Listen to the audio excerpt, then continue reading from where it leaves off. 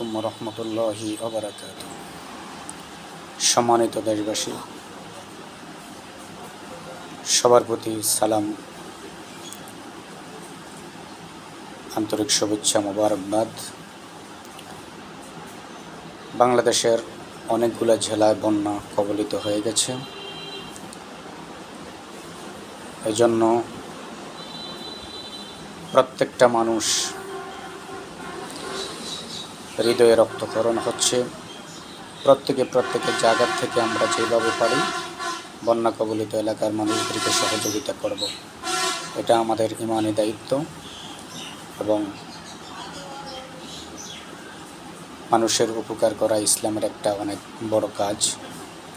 সেই দিকে চিন্তা করে অতীতের ন্যায়, আপনারা জানেন অতীতেও আমরা সিলেট বন্যা কবলিত এলাকায় ত্রাণ দিয়েছি। এখনও আবার বন্যা কবলিত এলাকায় ত্রাণ দেওয়ার জন্য আমরা বিশেষ ব্যবস্থা করতেছি। আগামী মঙ্গলবার আমরা ত্রাণ নিয়ে যাব।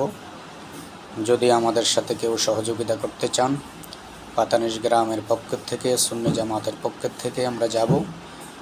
যদি কেউ সহযোগিতা করতে চান তাহলে আমাদের সাথে সহযোগিতা করতে পারেন, এবং যদি মনে করেন যে আমরা ওখানে যাব তাও যেতে পারেন আমাদের সাথে। ইনশাআল্লাহ আমরা আগামী মঙ্গলবার ত্রাণ নিয়ে যাব।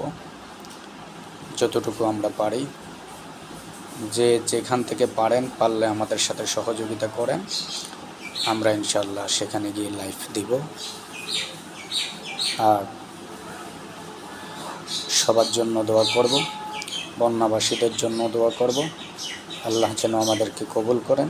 এই খেদমতটুকুর উসিলায় যাতে আল্লাহ আমাদেরকে মাফ করে দেন।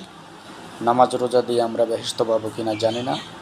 যদি মানুষের কল্যাণ করতে পারি, যদি মানুষের উপকার করতে পারি, সৃষ্টির উপকার করতে পারি, স্রষ্টা যদি খুশি হয় আমাদেরকে জান্নাত দেয়, এটাই আমাদের কাম্য। এছাড়া আমাদের ইবাদত দিয়ে জান্নাতে যেতে পারবো কিনা আমরা জানি না। আল্লাহ যেন আমাদের এই খেদমতটুকু কবুল করেন।